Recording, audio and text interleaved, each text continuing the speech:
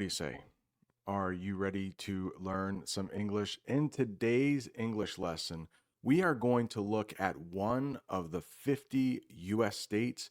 This state is Oregon. You might hear some people call it Oregon, but let's first talk about where you might find this state in the United States. It's in a place that's called the Pacific Northwest. We'll get to that in just a minute.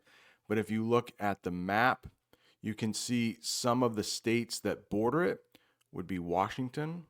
And above Washington is Canada, which you can't see. But Idaho is there, also Nevada and California. And that blue part of the map is the Pacific Ocean. Some native English speakers pronounce this incorrectly and they will say Pacific Ocean, but it does start with a P and it's called the Pacific Ocean. Oregon is located on the west coast of the United States between California and Washington.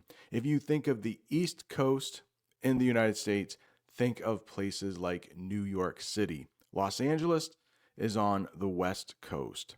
And we might call this part of the world the Pacific Northwest. So, like Northern California would probably be part of the Pacific Northwest. Also, right above Washington, as I said, is Canada. And there is a big city that is part of the Pacific Northwest in Canada, and that is Vancouver. Now, let's talk about the capital. Every state has a government. We have a federal government that is in Washington, D.C., but each state has its own government and it has its own capital. And Oregon's capital happens to be a place called Salem, Oregon. The capital of Oregon is Salem, but its largest city is Portland, which we will talk about in just a minute. But how did Salem, Oregon, get its name? The name Salem is derived from the Hebrew word shalom, which means peace. And Hebrew is the language that is spoken mostly in Israel. I'm not sure if this is true in your language, but the bird, the dove, it's a white bird, it's in that picture. That is sometimes a symbol for peace. And also, that symbol that's like a circle with some lines in it, it might look like a chicken's foot. That is called the peace sign. At least that's what we call it in English. We might call Salem, Oregon, a fairly large city. As of 2020, Salem had a population of 175,535, making it the third most populous city in Oregon. Another way to say the third most populous city would be it is the city that has the third most amount of people. Salem is also nicknamed the Cherry City due to its history with the cherry growing industry. Before we get too far into this English lesson, could I ask you to please like this video if it is helping you learn English, and also subscribe if you haven't subscribed yet? But now let's talk about the most populous city in Oregon, and that is Portland, Oregon. Portland is known as the city of roses because roses grow well in its mild climate. Even though Oregon is one of our more northern states, because of the Pacific Ocean, it doesn't get a lot of snow. Colorado does have a few large mountains, and as you can see in the picture, they do get snow. But because of that Pacific Ocean, Oregon doesn't see too much snow in its lower elevations. And that's why cherries and roses can grow pretty well here. I asked ChatGPT to tell us a little bit more about Portland, Oregon, and here is what it said. As of the 2020 US Census, the 25th largest city by population is Portland, Oregon, with 652,503 residents, or people living there. However, more recent estimates from 2022 indicate that Las Vegas, Nevada has surpassed Portland, reaching a population of 656,274, making it the 25th largest city in the United States. So, in the United States, we do a census every 10 years. The last one was in 2020. The next one will be in 2030. And the census is something that Americans do to count its population. So it looks like Portland, Oregon is now the 26th biggest city in the United States. Las Vegas has surpassed it, or has more people in it. So Las Vegas is the 25th biggest city in the United States. Oregon was the 33rd state to join the United States all the way back in 1859. Do you know what else Oregon is very famous for? Waterfalls. Oregon has over 200 different waterfalls, including the famous Multnomah Falls. I had to practice that before I went on camera.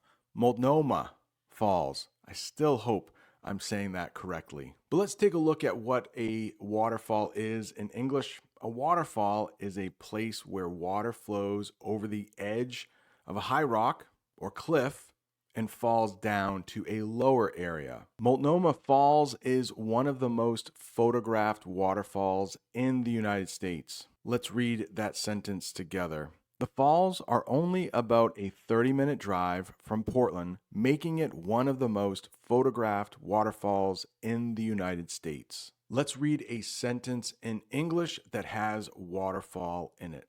The waterfall was very tall, and the water made a loud noise as it hit the rocks below. Oregon also has a lot of mountains, and some of those mountains are actually volcanoes. Mount Hood is Oregon's tallest mountain, reaching 11,239 feet, or 3,425 meters. Mount Hood is the 28th tallest mountain in the United States. We've talked about roses. We've talked about cherries. We've talked about waterfalls. Now let's talk about hazelnuts. Oregon is one of the largest producers of hazelnuts in the U.S. In fact, it's the only state with an official state nut, the hazelnut. Now, if you don't know what hazelnuts are in English, you might have heard of Nutella. I think that's a pretty famous brand all around the world. No, it is not produced in Oregon, but hazelnuts are used to produce Nutella. So no, Nutella is not produced in Oregon, but here are some companies that have a headquarters, or maybe their main headquarters, in Oregon. Nike, its main headquarters, is in Beaverton, Oregon. And of course, it's one of the world's leading sportswear and athletic footwear companies. Columbia Sportswear. Is that big where you live? It's pretty big here. They make outdoor equipment. Like if you're going on a hike, you might be wearing a shirt from Columbia. You may sleep in a tent from Columbia. Adidas. Now I know that's a German company, but its North American headquarters are located in Portland. Tillamook is a brand of ice cream. I just had it a couple nights ago. It's really good, and it is located in Tillamook, Oregon. Each U.S. state has an official animal, and Oregon's is the beaver. Just in case you don't know what a beaver is, let's make that picture a little bigger. They are known for building dams on rivers. A dam is something that will stop water. A beaver is the state animal of Oregon. It is also called the Beaver State. Each state also has a nickname. The state I live in, Maine, is called the Pine Tree State. And I know this English lesson is not about my state of Maine, but our state animal is the moose. There are a couple big universities in the state of Oregon, and Oregon State, their mascot is the Beavers. Another very famous college in Oregon is called the University of Oregon, and their mascot is a duck. As I record this lesson right now, the number one college football team is the Oregon Ducks. That might change next week. They might not win the championship, but as of right now, they are the number one team in the nation. We need to talk about something called the Oregon Trail. So, in the United States, once European settlers came to North America, the United States started on the East Coast with big cities like Boston, Philadelphia, and New York. Slowly, people made their way out west. Sometimes it was because gold was discovered in California, so a lot of people went to the West Coast to try to get rich. But there was also something called the Oregon Trail. The Oregon Trail brought thousands of settlers to the area in the 1800s. When I was a kid, I often played a computer game. It looked like that. It was called the Oregon Trail, and the goal for the game was for you to reach Oregon. But most of the time, people died from dysentery. The Oregon Trail stretched approximately 2,170 miles, starting in Independence, Missouri, and ending in Oregon City, Oregon. So let's make that map a little bit bigger. You can see you would start in Missouri, go through a little bit of Kansas, Nebraska, Wyoming, Idaho, and finally end up in Oregon. The journey typically took about 4 to 6 months, depending on weather, terrain like mountains and stuff, and of course, other conditions. While there were occasional conflicts, sometimes there were fights, many Native American tribes helped pioneers by trading goods and providing directions. I asked AI to create a scene where some Native Americans might be helping some travelers on the Oregon Trail, and this is what it produced. And most settlers used a covered wagon to get across the Oregon Trail. Can you see that covered wagon right there? That's what we would call it. It's a covered wagon. The trail was popular until the Transcontinental Railroad was completed. Transcontinental, it means that railroad went across the entire continent of North America. The trail's use declined after the completion of the Transcontinental Railroad in 1869, which made travel to the west faster and safer. I'm not sure if you can see, but in the middle of that picture is a golden spike being put into the tracks. Now, this didn't happen in Oregon, it happened in Utah, but the railroad was officially completed at Promontory Summit, Utah, on May 10th, 1869, when a ceremonial golden spike was driven into the final rail. You can even visit a historical park where you can see the golden spike. There is also an official state drink in Oregon.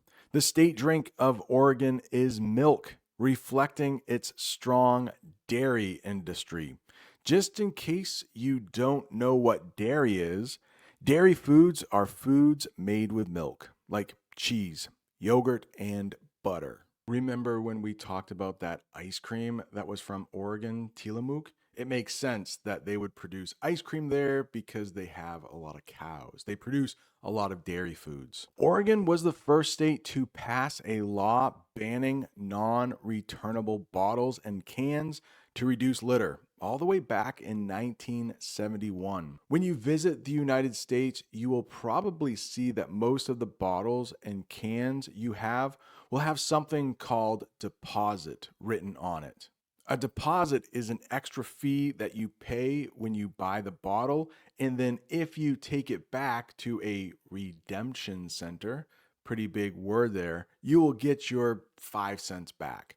Most are 5 cents, some are 10 cents. Some really big bottles might be 15 cents. They might have a 15-cent deposit on them. Guess what?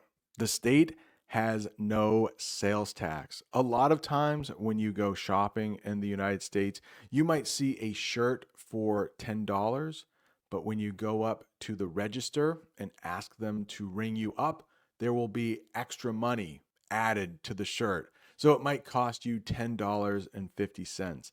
That is sales tax. Most states have sales tax. Oregon does not. And you can see I asked AI to create an image of a receipt with sales tax. I don't think it's exactly accurate, but it looks like something was maybe $30. Let me get my glasses on. What does that say? I don't know.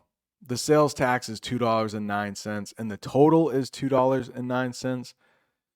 Yeah, AI is not perfect. I'm not sure what they were doing, but I hope you get the idea of sales tax. The state has no sales tax, so people only pay the listed price in stores. Coastline.